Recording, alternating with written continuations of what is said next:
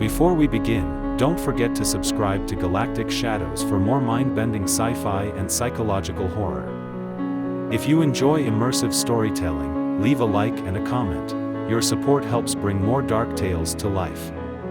Now, settle in for the final chapter of the Insomniac, where reality shatters, and the truth is more terrifying than the nightmare. The Insomniac. Episode 5. Conclusion. The night of no return. Carter Vayne moved like a shadow, his steps soundless, his breath measured. The city hummed around him, oblivious to the unraveling of a man who had long forsaken sleep.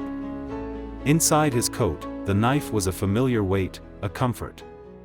The decision had been made. Evelyn Mercer had to die. Only then could he reclaim his purpose, silence the fracture within him. The air was electric with the scent of impending rain. He knew every step Evelyn would take before she even moved. The routine of her evenings was etched into his mind like scripture. He watched from across the street as she exited her office, shoulders tight with the fatigue of long hours. She walked with purpose, but Carter saw the hesitation in her step, the sense, however subconscious, that something was watching. And then, as if on cue, she stopped. She turned slowly, scanning the street. Carter melted deeper into the shadows, but not before she saw something. Her gaze landed on his silhouette, and he felt the shift in her expression. Not fear. Recognition. She knew. And yet, she did not run. Carter followed, knowing she was leading him now. She moved toward the back entrance of her apartment building, where the streetlights flickered, where the cameras did not reach. She stepped inside, and he followed. The hallway was narrow. Dimly lit. A perfect place for an ending. Evelyn turned to face him. "You don't have to do this," she said. He tilted his head. "You knew I would come." "Yes." Her voice was steady, but her fingers twitched at her sides. "I hoped you wouldn't." His hand tightened around the knife. "I don't hesitate anymore." "You already have." The word struck deeper than he expected.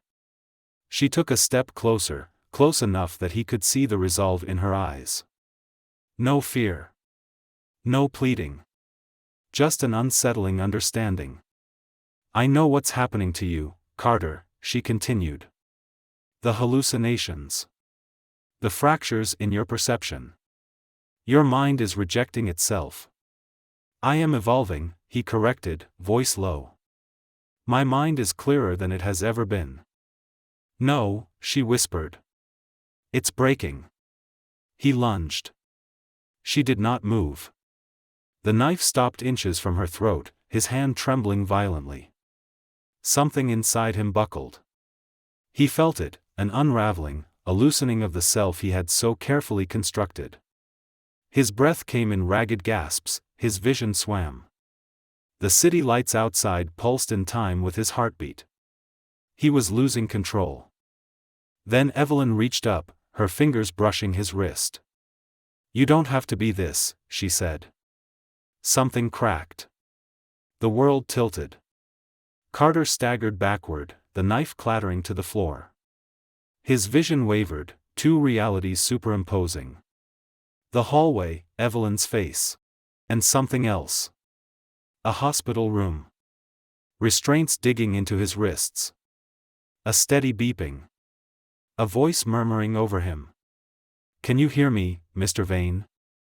The words didn't come from Evelyn.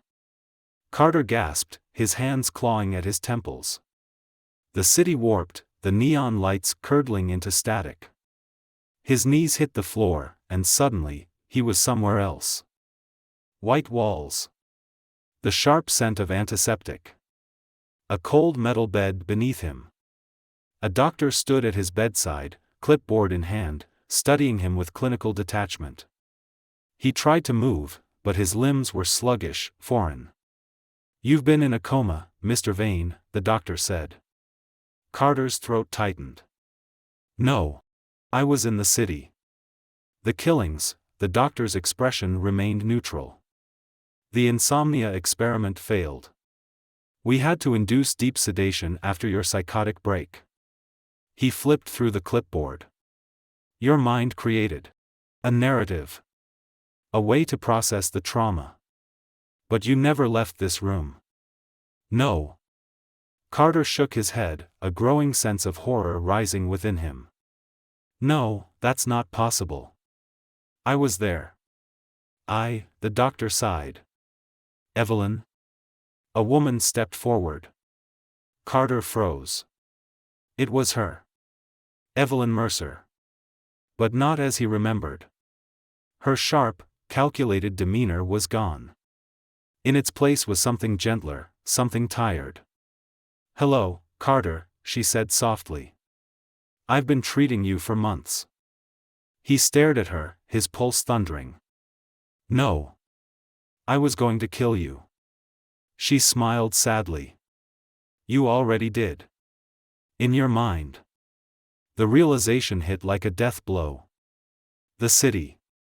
The killings. The hunger. It had all been a construct, his mind's way of fighting the reality of its confinement. He had created a world where he was in control, where the insomnia gave him power instead of madness. But the truth was simpler. He was just a man who had broken. Carter Vayne did not scream. He simply closed his eyes. For the first time in his existence, he felt it creeping in, the thing he had fought against for so long. The thing he had feared above all else. Sleep. And this time, he did not resist. The end.